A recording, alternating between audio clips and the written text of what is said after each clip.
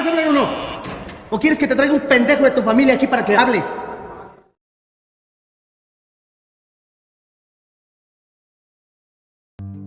Film dibuka di sebuah kota di Meksiko, di mana kesenjangan sosial antara si kaya dan si miskin sangatlah terasa. Seperti ketika orang-orang dari kalangan bawah melakukan demo dan pemberontakan, sementara orang-orang kaya malah melakukan pesta pernikahan. Hari itu adalah hari pernikahan putri keluarga kaya yang bernama Marianne. Hari pernikahan itu membuat dirinya serasa menjadi orang paling bahagia sedunia. Beberapa tamu memberikan hadiah pernikahan kepada Maria. Padahal bagi dirinya, kehadiran mereka saja sudah cukup. Ia sendiri berasal dari keluarga berada dan bisa dibilang punya kekuasaan. Jadi gak heran kalau ada yang berbuat baik kepadanya.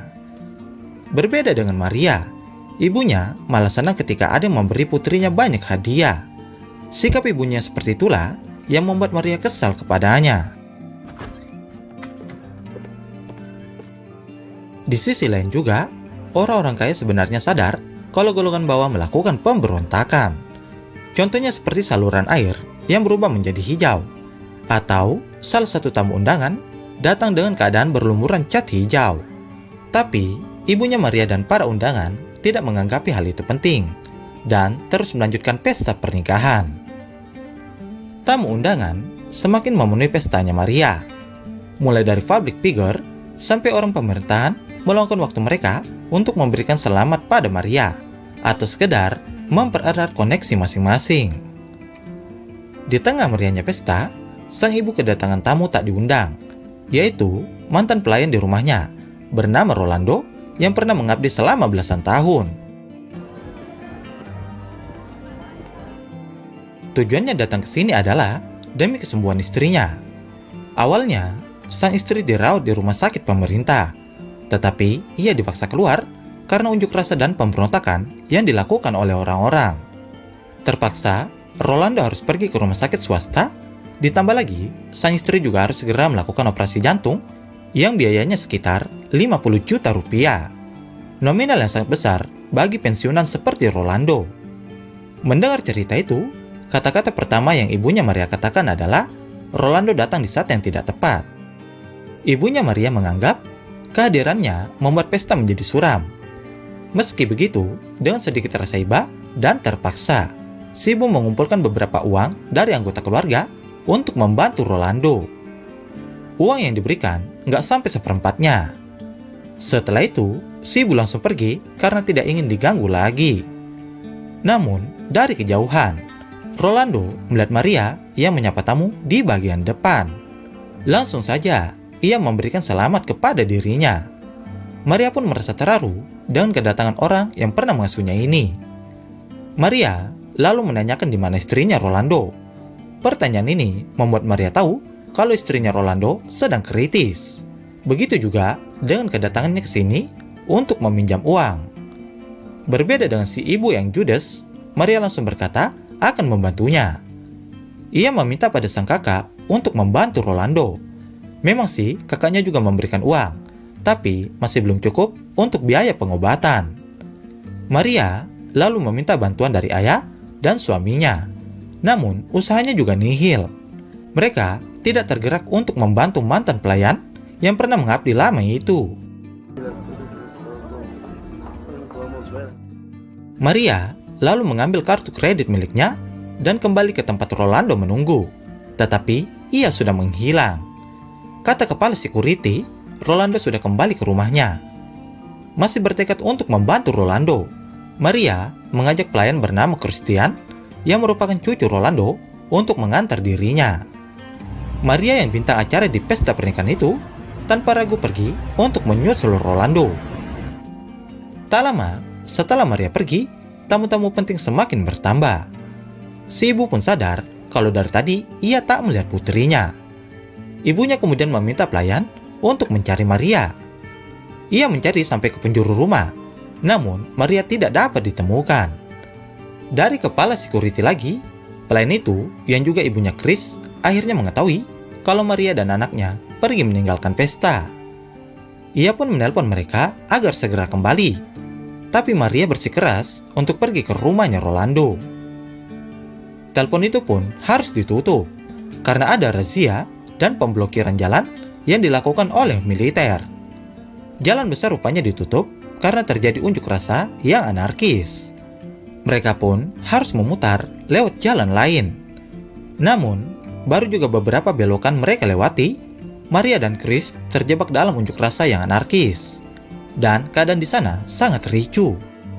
Selain banyak yang menghalangi jalan, penjarahan juga merupakan pemandangan yang umum.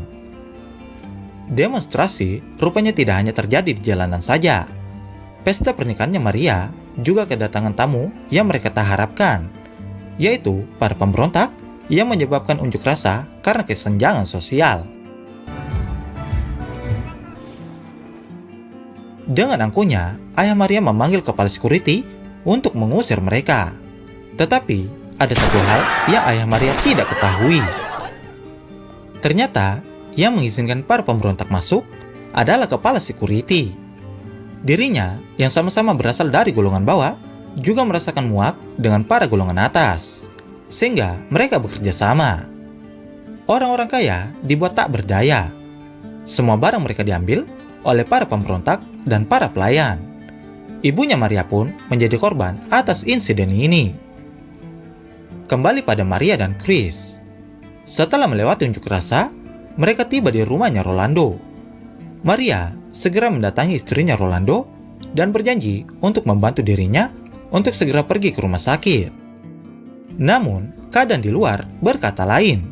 Situasi yang semakin ricuh membuat mereka terjebak. Ditambah lagi, alat komunikasi juga tidak berfungsi, sehingga Maria tidak bisa menelpon rumahnya. Malam itu, Maria menghabiskan dengan teriakan para pemberontak.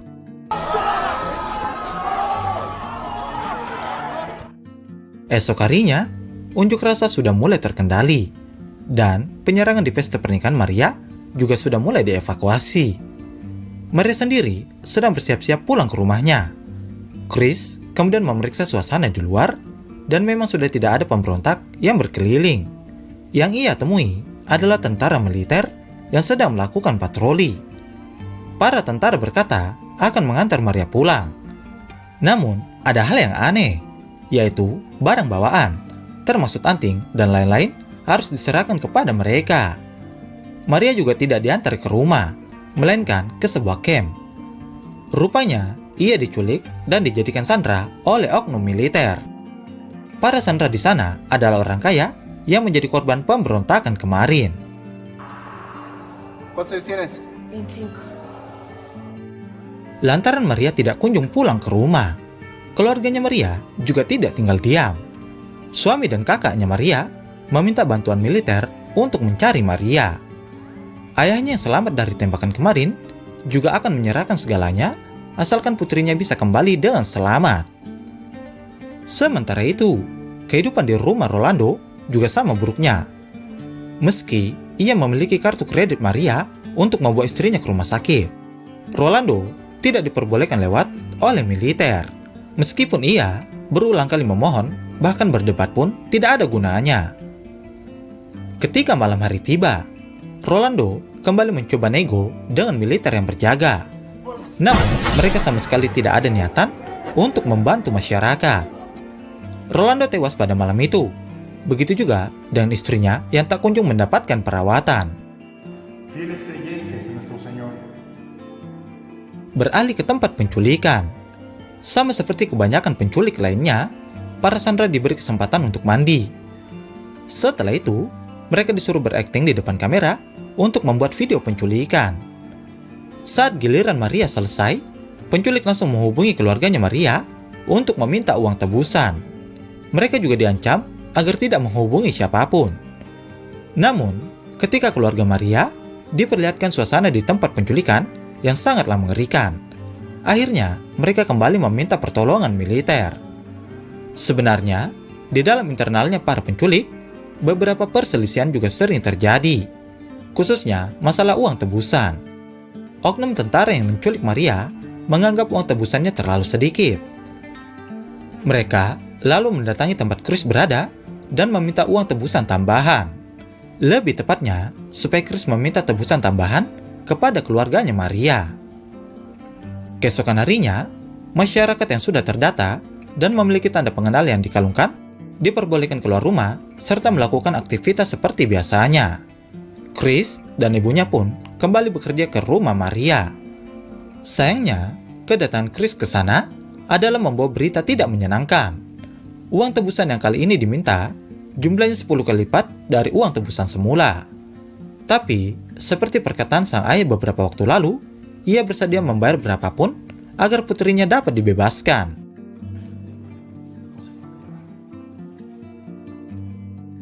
Berhubung penjagaan di jalan sangatlah ketat, mereka pun harus cerdik dalam menyembunyikan uang tebusan, yaitu disembunyikan di tempat yang tidak mungkin diketahui oleh para penjaga.